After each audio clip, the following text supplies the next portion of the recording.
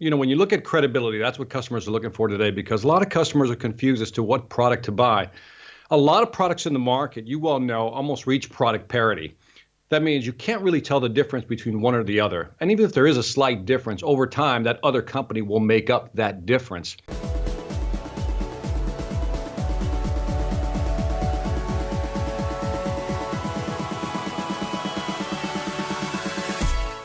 Hello Sales Nation, I'm Will Barron, host of the Salesman Podcast, and welcome to today's show. On today's show we have Victor Antonio. He is a sales expert, has an excellent YouTube channel full of sales content, and he's just a good guy and an interesting person to interview as well. And on today's show, we're looking at the traits of highly successful sales professionals so that we can pull some of these habits, some of these traits into our game as well. You can find out more about Victor over at victorantonio.com. Everything that we talk about is available in the show notes over at salesmanpodcast.com. And with all that said, let's jump into today's episode.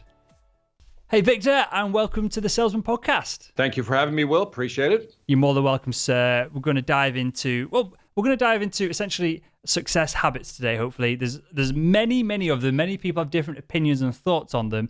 But I'm sure that there's some truisms that kind of tie the main core of all this together. So I'm going to purposefully ask you a very open-ended question here, Victor, and that is, from all your experience in both B2B sales and the training and the speaking and everything that you do now, what is perhaps the biggest and best bang for buck success habit that we can talk about on today's show that is going to have the biggest impact immediately for the sales people in the audience that they can take away from the end of this conversation and hopefully implement in the next hours and days after this show? Yeah, I think for me, Will, it's always been about, when you look at credibility, that's what customers are looking for today because a lot of customers are confused as to what product to buy. A lot of products in the market, you well know, almost reach product parity. That means you can't really tell the difference between one or the other. And even if there is a slight difference, over time, that other company will make up that difference. And so the credibility piece comes in where you really have to know your product, especially if you're dealing with, my space, my world is like the technology industry. You have to really know your product. You have to develop an expertise in that domain. But I also think that goes hand in hand with really understanding the customer's business, not just wanting to sell them a product, really being empathetic in terms of, taking their point of view in terms of what they really need. Now, I hear a lot of people say that, but I think they treat it at a surface level. When I say empathetic, it's remember that joke about this difference between sympathy and empathy? The joke was that, if you're standing on the deck of a boat, you see a guy throwing up over the banister, and you say, damn, that must hurt. That's sympathy. But if you went over there and threw up with him, that's empathy, right? And so I think we need to throw up with our customers. We need to feel their pain. And if you can combine your expertise with understanding their real pain, their real business pains, then I think you have the 1-2 punch. So I'm going to ask you why, and then hopefully you can explain how we can implement this. But first off, every salesperson goes into a new company. They get all the product training. They get almost overwhelmed with the product training in that, I know in my days in medical devices, I didn't need to know as much about the product as I did need to know more about the surgery and the procedures to be able to add value to the surgeons that I was dealing with and the nursing staff. And the companies were always more focused on their products rather than the value in knowing the around the subject kind of thing, to put it that way. So first off, why is that? Because that seems to be a common trend within sales organizations that they'll train you on the product versus the bigger business acronyms like conversation. And then we'll come on to how can we learn the industry knowledge? Because I think that's something practical that we can talk about and there'll be steps towards that. Yeah, I think we missed that step. A lot of training, when I started out, the training was always, let's get the product managers in the room. They're going to train us on the product, do a data dump for a couple of days and expect us to be, experts the very next day and have those conversations with the customers. And it doesn't work out that way. The best training I've seen is where people actually let you go into a lab, for example, and do some, screw things up for you and you have to fix it. And really get into it. When I started out in engineering, I started doing a lot of application engineering, which means I had to design it, build it, and really test it.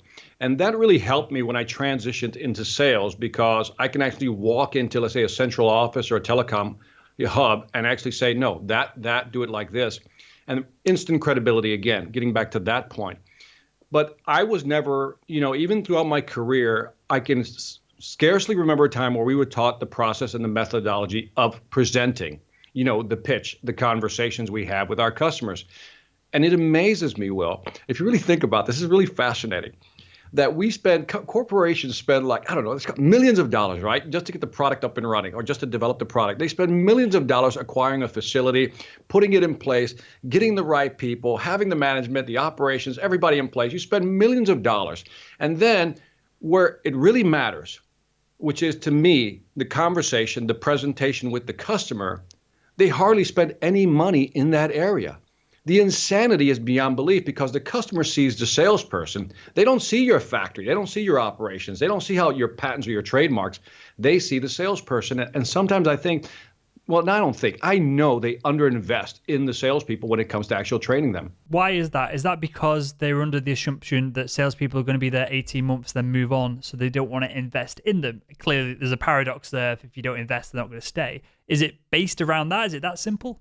It's a tough question because we all heard that joke, right? What if I train them and they leave? Well, what if you don't and they stay, right? Mm-hmm. That's the old gag. And, when I look at companies and I ask them that question, I said, how much training have you done?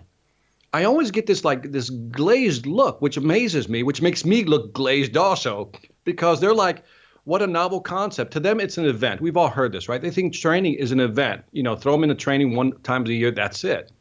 And I think, there's two schools of philosophy. I hired you. You should know how to sell, damn it, right? You should know how to sell. That's why I hired you.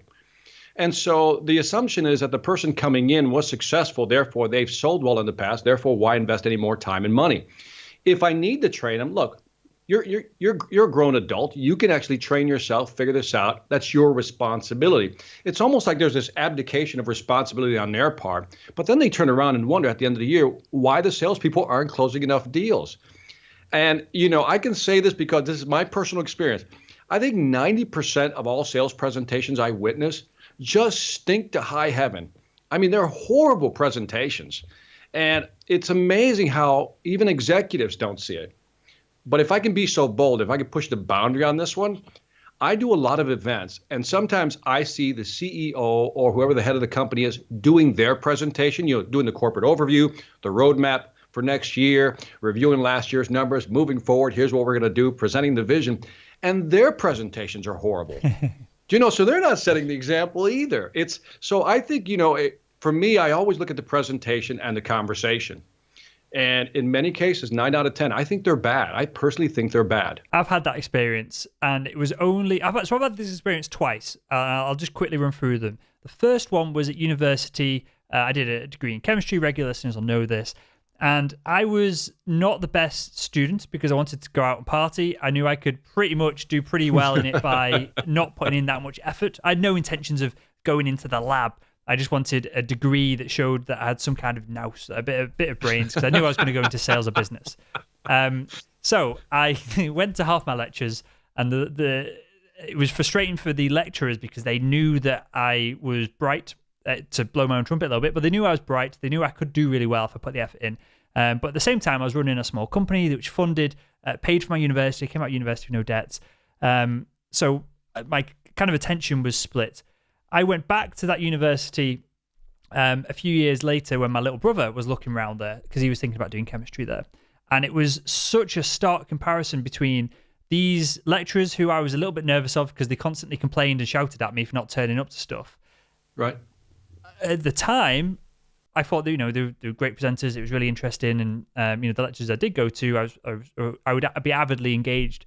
But then after a few years in the world of business and sales and entrepreneurship, when I went back with my little brother to look around there, they were terrible at presenting, and they were nervous, and they weren't great on stage. And not all of them, but a couple of them that stand out in my mind. And there was a real stark comparison between the two there. And then this happened again in the last, I shouldn't say that, I'll edit that bit out perhaps, but one of the last companies I worked for, one of the senior management gave a sales presentation that I was involved with after I'd left. And again, he obviously had the power to kind of hire me, to promote me at the time. So I looked up to him, and I was a bit nervous of him because he had a real fiery personality. And when I was in the company selling for him, I thought he was a really good presenter. Again, a bit more experience. Right. I saw him a few years later, and he's a terrible presenter. He was on stage, hands in pockets, nervous, kind of like sweaty forehead, didn't know what he was doing, hadn't prepared. And again, it was a stark comparison as to what I thought was a good presentation at the time and what I was aspiring to present like when I worked for this company versus now with a bit more experience and my foot in the world of entrepreneurship, that you see other presenters who are doing it full time and keynote speakers and all that kind of thing, that I could see that he was terrible. Point of that long tail was that at the time I was looking up to people who I thought were doing well who were terrible. So it's almost kind of embedded in businesses. If your sales leaders are not great at presenting, if they've not got the head screwed on as to the importance of credibility, expertise, of knowing the business versus knowing the product, if they're telling you to sell the product and to sell features and benefits and the low level sales side of things, you're just going to do it and you're not even going to question it, are you? There's people listening to the show now who think they're doing well and perhaps don't have the outside perspective to see that they could be doing better, perhaps. True. No, I see it all the time. One of the things I did early on as a sales manager, VP of sales and others, is that when my salespeople would present, I don't know if you've ever done this where you're in a position where they have to present to you. I'm reviewing different regional presentations and they're going over their numbers. And I remember stopping many of my sales people and just the regional managers. And I go, I have no idea what you just said to me. I said, you've just gone through 3 or 4 slides. I have no clue. And I remember they would get so mad at me. Well, they would get mad at me. I've had people sit down or just go to the last slide. So, dude, just go to the last slide. Show me the numbers. Show me where you're at. Let's work this backwards because, they'll sit there with a presentation PowerPoint that has like 20 bullet points on one slide, and then they read everyone to me. And so, but after a year, they really learned how to be better presenters. So, for managers listening out there, one of the things they have to teach their salespeople is how to be better presenters. And what a better place to practice than in front of you, because how they're pitching to you and telling you about their territory, how it's growing, what they're going to do, how they're going to build it, is exactly the way they're presenting to their customers. And if they stink in your room, they're going to stink out there as well. And I think a lot of deals are lost because there just isn't that connection sometimes. And again, we don't invest enough time and money in that. So what's the difference then, Victor, between a presentation, how you just described, of going slide by slide, it's non-dynamic, it's probably been reused 50 times with different customers. What's the difference between that and a presentation where the salesperson shows that they clearly understand the business that they're pitching to? Right. The most powerful approach, and I've seen this many times, is when you can get somebody to come to the board with you or the flip chart, whatever you have in the room. I think those are the most powerful ones. For example, I knew a guy who would just use like 2 or 3 slides. That's it. Here's my intro slides. Here's some general stuff. He didn't do the, because you've seen the typical slides presentation, right? The first there's the big logos. I've done it. I've been there. Yeah. You got the big slide with who I am and why I'm here. Then there's the next slide that talks about our vision, mission statement. Then the next slide talks about how big our facility is with 500 million square footage, right? Then the next one shows us all the logos of all the companies we work with. They spend 10 to 15 minutes on that. And the customer's thinking, so what? Mm-hmm. The last 5 companies did the same thing, right? And so the best presenters actually know how to get in real quick, do enough to frame the conversation, but initially just get into some, I'll say, designing. Some of the best, especially the technology side, some of the best presentations, and where you get up in the whiteboard, you start drawing things out. And I think there's something organic and analog that's powerful about using, whether it's a whiteboard or a flip chart, and then engaging, people in a presentation that really demonstrates that because once you go off the slides, that's it. There's no crutch anymore, right? There's no more training wheels, because sometimes I think the slides are like training wheels that people use to kind of stay balanced. Yeah. Once you go off that, okay, it's us now, it's you and I now, Will, let's go for it. Let's start writing things out. I can't hide behind a slide. And I think those are the most powerful presentations. And is that increasing your level of credibility as well, in the fact that you can stand there comfortably and talk openly about the subject, the prospect's business, versus just having to, again, rely, as you described then, on a crutch of a set of slides that's probably been passed around from a sales manager to the team top down anyway? I think so. I think so. I know so, because when you're drawing something out, you're actually working with the customer. Also, there's a subtlety other great presenters do, is that they'll draw something out, pause, like literally just pause to what seems like an indefinite period of time, and until the other person jumps in, adds their 2 cents, And then I've seen the best salespeople just step back and just like think about it and then go back in again. And this demonstrates to the customers, not only do you know what you're talking about, you're willing to give thought to what they've just put on the board. And you develop this presentation collaboration. And if you can get to that point, because what you're doing indirectly is obviously building credibility, you're also building rapport, you're also building trust. Because again, what is the customer's biggest fear? That part of the brain, right? The amygdala, that fear center, is saying, I don't know enough, but I think I trust this guy because he seems to be able to answer all my questions, doesn't dodge any of them. And he doesn't know. He says he doesn't know. I'll get back to you, but he seems to be able to keep up with me. And especially if you're talking like the CTOs, right? Technology officers, they don't want the big words. They don't want the BS. They don't want the fluffery or the puffery. They want you to say, this is how it's going to work. This is how it's going to impact your system. This is how it's going to impact your schedule. And in terms of switching over, here's what it's going to take. Here's the blueprint. Draw it out for me, Victor. I'm like, okay, here we go. And I think that's what people want today. So let me ask you something here, Victor. And I think I know the answer to this, but I'm open to being wrong. I'm sure you know the answer to this. Well, it's a super loaded question, so I think I'm we right or I'm going to be pushing you down the direction of me being right. Is that pause, as you just described, and there's a whole bunch of other things that people do in presentations as well, is that a tactic, or is that the salesperson actually taking a step back and having to think about it and being in real time and having a back and forth conversation during the presentation? I think it serves both. Let's kind of look at it as let's approach them two ways. Let's answer the first question.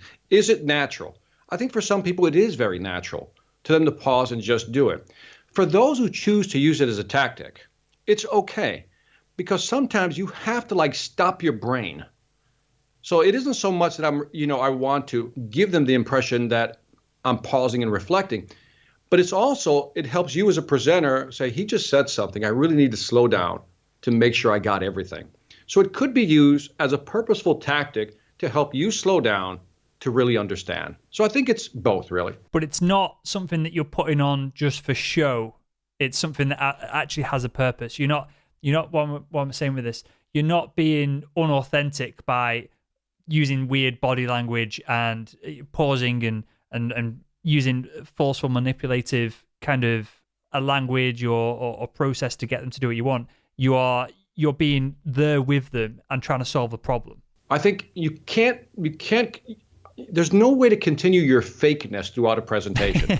You can't, even if you use that as a fake sales tactic, you just can't continue. If you're having an hour and a half conversation, you're not that smart enough, because you're going to be dedicating brain time to trying to manipulate when you should be dedicating brain time to really listening and understanding. So yeah, you can use it as a BS sales tactic, but it's not very durable. It's not going to help you in the long run. I think it's better if you just use it as a way to say, I need to slow down. I really need to slow down to understand. I might miss something. So coming back to this idea of credibility, because I think this is super important for me, even in just the industry that I'm in the world of sales podcasts, and for everyone listening as well, whether you're in sales, marketing, you have a load of entrepreneurs and CEOs listen to us as well. Mm-hmm. What is the best way to build this credibility? It seems like there's two schools of thought on this in the world of sales at the moment. One is you should build your personal brand. You should at least curate, if not create, a little bit of content so that your voice and your opinion is out there. And then the other side of things says, no, that's a waste of time. Salespeople should be selling. So if that is the case, how do you build your credibility from that perspective? Are you just leveraging the company's branding and credibility? Or is there another way to go about building your own credibility so that when you email, ring, call someone, it's not so much a battle? They trust you that little bit just to get the balls rolling or the wheels rolling. It's a tough question to answer, because if we're still prospecting, then the branding matters more, right? Because you're trying to get your foot in the door. So I'll frame that way. But let's say that once you're there, I don't know if I'm answering the question, and I'll give you a quick story. A couple of years ago, a company said to me, Victor, we need you to follow one of our sales guys. Guy's about 60 years old. Name is Larry.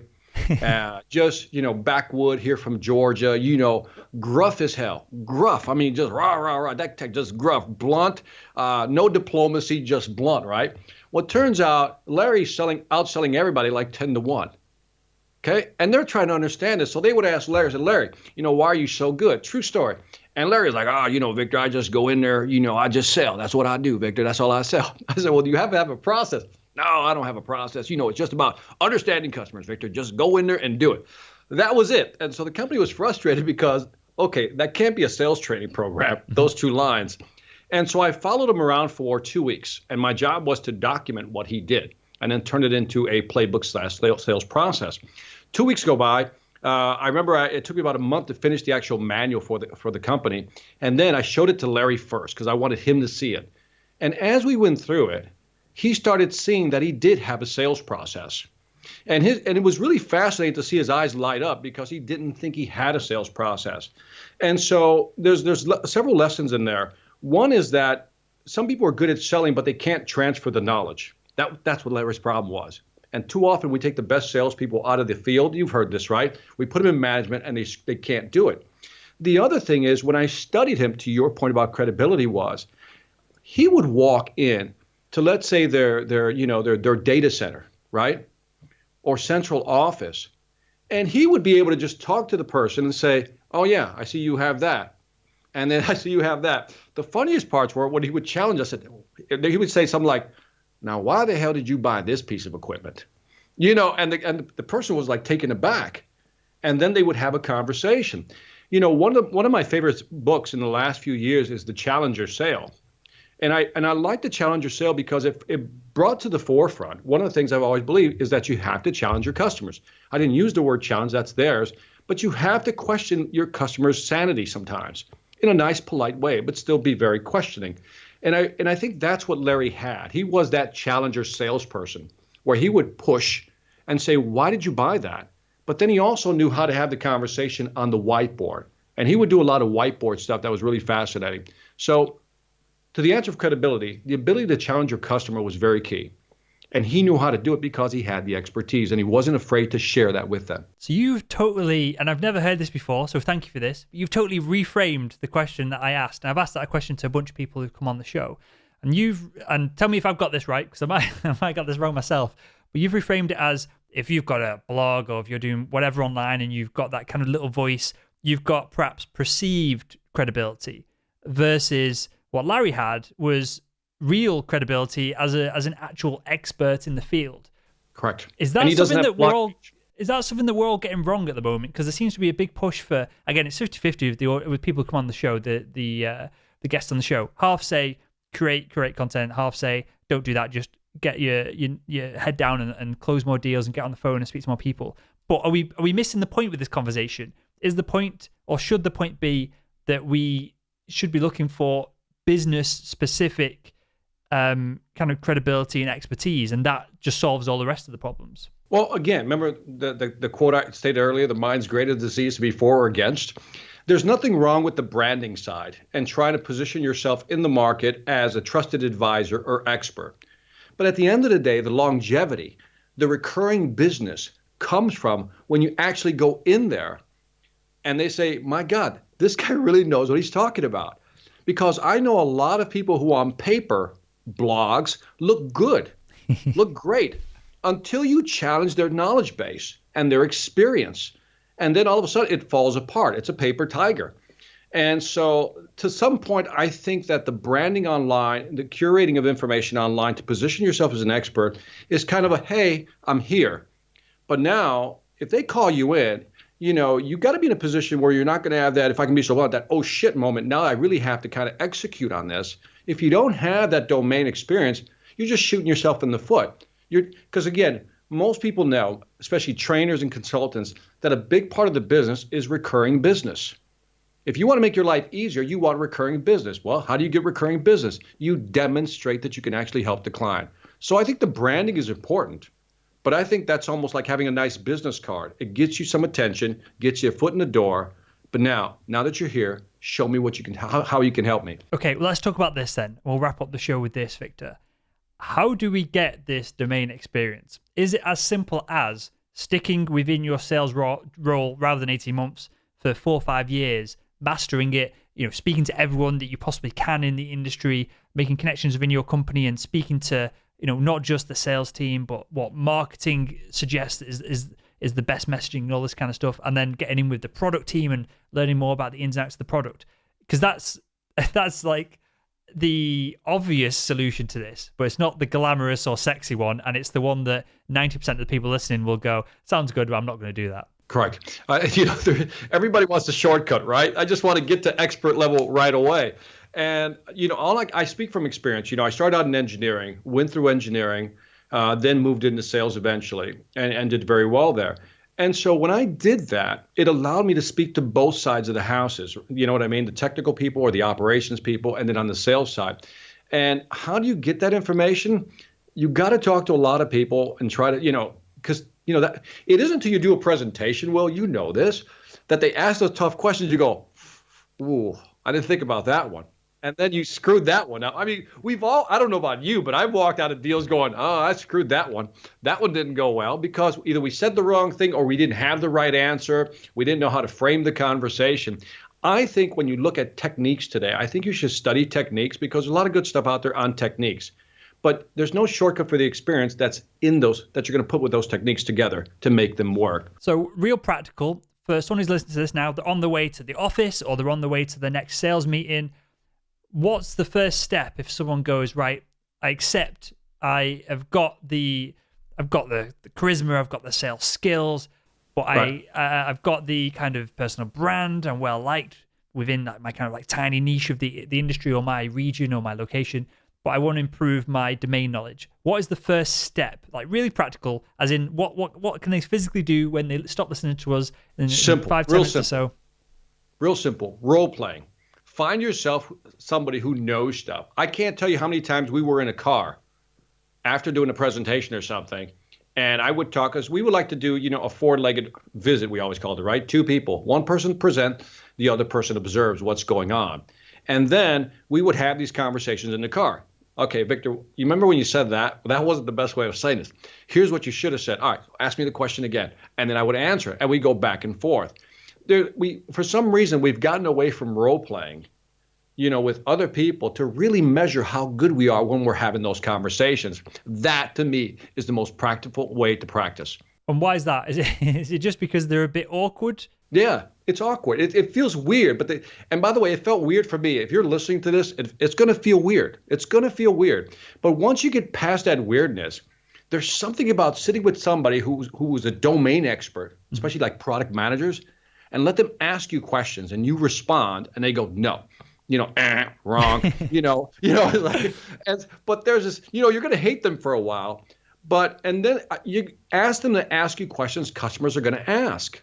And that's the best preparation. So if you want a shortcut experience, role play with a domain expert. Love that. So that is something that's not come up on the show before from this perspective. So I appreciate that. I'll probably, it's even worth writing up in a blog post or doing a bit more work on that and getting some of the thoughts from the audience as well. So I appreciate that, Victor. And with that, mate, I've got a couple of questions that I ask everyone that comes on the show. So I'm going to throw a couple of these at you. First one, what is one book or resource that you'd recommend to the Salesman Podcast audience? In the B2B sales realm, my favorite book of all time is Matt Cannon's Consultative Selling. Spin Selling Rackman would be number 2. And probably the Challenger Sale will be number 3. I know you asked for one. Matt Cannon's Consultative Selling. Matt Cannon's Consultative Selling would be number 1 for me. Because believe it or not, if you go back and read Matt Cannon's book, Consultative Selling, he's saying a lot of the stuff people are now saying today. In fact, if you read the Challenger Sale, you read some of the stuff that Miller Heilman puts out there, it goes back to Consultative Selling by Matt Cannon. So I think that is still one of the best books out there. Good. We'll link to those in the show notes over at salesman.red for anyone who wants to check them out. Next one, what is one thing that you believe about sales that other people don't? Presentations matter. That's the most important thing to me. Presentations really, really, really matter. Why, out of clearly sales being a huge subject, do you think that presentations, or why has presentations come to the top of your mind so immediately then? Because that's where the rubber meets the road. That's what the customer sees. And it's like I mentioned earlier, we miss that. I feel like a disciple sometimes, going out there trying to convert people. So look, if you can't present, you're just shooting yourself in the foot. Think of how much money, time, and effort you spend just to get that meeting. And then you screw it up because you didn't prepare correctly or you don't know how to do it. That's why I'm so about it. And I guess at that point, as an individual, it's your time to shine, isn't it? It's your opportunity to give value, all the cliches, to show that you've got credibility, that you're an expert. But that's the moment, isn't it? It's very difficult to do any of that stuff kind of over email, over the phone beforehand. Yeah. And yes, I mean, all that, it's difficult. I think that's the moment, but it's also the moment to show that you know, but also that you care. Now, put aside the cliche about I care about you, I love you, I want to hug you, customer. Put that aside. If you have the mindset, I really want to help you. My philosophy is businesses only care about three things, right? This is my holy trinity, right? Increase revenue, reduce costs, or expand market share. You can help a company take your product or service, tie it to one of those three, if not all three, then you'll win in a presentation because I'm going to show you how to increase revenue. I'm going to show you how to reduce costs. And here's how this is going to help you expand market share. When you can show somebody that and you can quantify that, not qualify it, quantify it, then why shouldn't they buy from you? You almost want to reach across the table and just slap them. Says, look, I'm showing you how to make money, cut costs, expand market share. This is a no-brainer. You got to buy. Yeah, that's the phrase that I use. When something becomes a no-brainer for me, it takes any decision out of the process. It takes any thinking out of the process. It just happens.